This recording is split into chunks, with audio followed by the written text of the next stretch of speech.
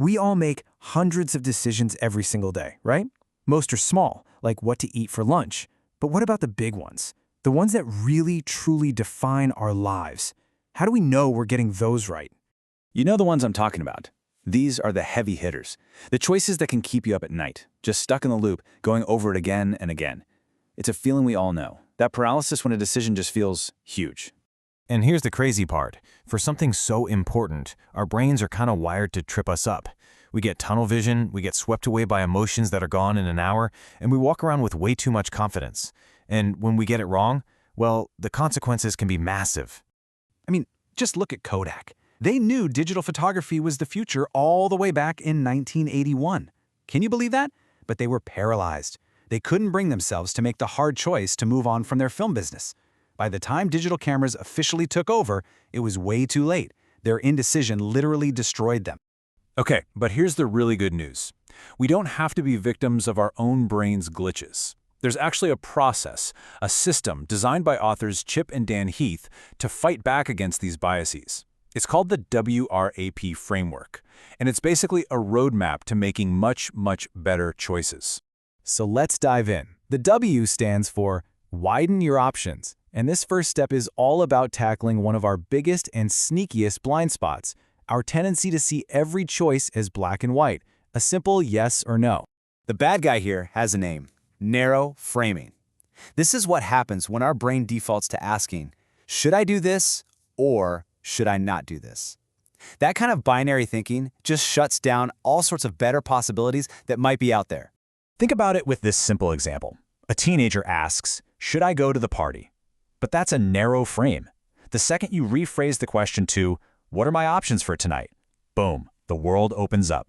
You can go to the movies, have a game night, see a different friend. You've just broken out of that yes-no trap. And this is a really fascinating twist, you have to be careful not to go too far. Check out this famous jam study.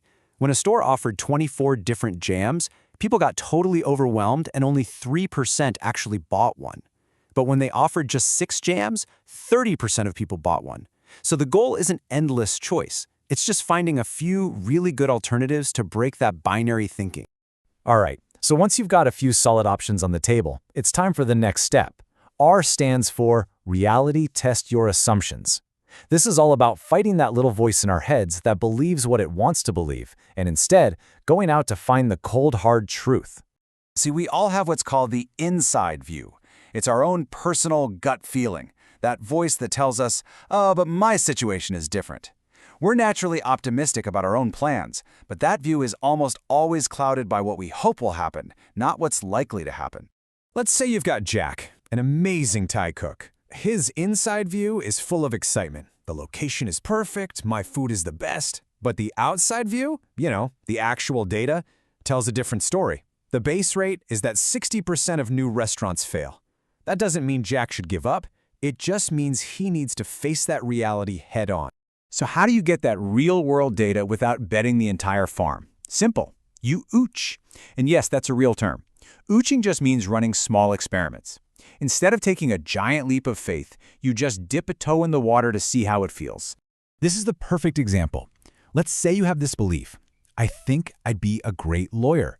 Instead of jumping straight into years of expensive law school, you ooch. You go get an internship for a summer. That small test gives you priceless data about what that career is really like before you make a life-altering commitment. Okay, so we've got options, we've tested them, but there's another villain that can totally derail us, our own emotions. Which brings us to A, attain distance before deciding.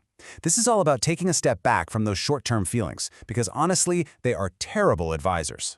And here is a super simple but incredibly powerful tool to do just that. It's called the 10-10-10 method.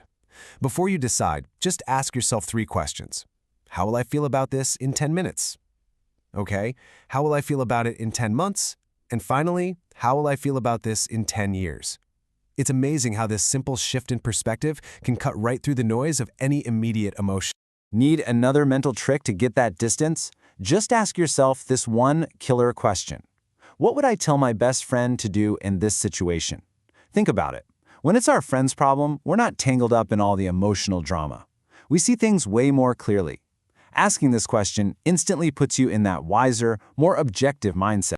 And that brings us to the final step, P, which is prepared to be wrong. This acknowledges a fundamental truth we all know but often ignore. The future is unpredictable. The smartest decision makers don't just hope for the best. They build plans that can survive when things go sideways. I love this example.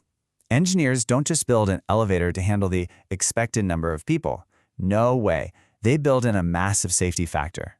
An elevator's cables are literally 11 times stronger than they need to be. We should do the same thing with our big decisions. Build in a buffer for the unexpected. Another brilliant tool for this is something called a tripwire. See, life can put us on autopilot, and we might not even notice things are slowly going downhill. A tripwire is a pre-planned signal. It's a line you draw in the sand ahead of time. When you cross it, it snaps you awake and forces you to stop and make a conscious choice. Zappos famously offers new hires a few $1,000s to quit after their training. That's a tripwire. It forces anyone who isn't really committed to make an active choice, instead of just drifting along. Deadlines and budget limits do the exact same thing. They stop us from coasting and force us to act deliberately. So, there you have it. We've talked about the 4 biggest villains of decision-making, and we've found a super practical tool to fight back against each one. Let's put it all together into our new decision-making toolkit. This is it. This is the process you can trust. The next time you face a big choice, just remember to wrap it. W. Have I widened my options? R. Have I reality tested my assumptions? A. Have I attained distance from my emotions? And P. Am I prepared to be wrong? You know, we started with this quote, and it really is the perfect place to end. Every single choice we make, big or small, helps write the story of our future. Getting better at this one skill can have a massive ripple effect across your entire life. Which leaves us with one final, very important question. Think about a decision that's on your plate right now. It could be something at work, at home, anywhere. How can you use this framework today? What's the very first decision you're going to wrap?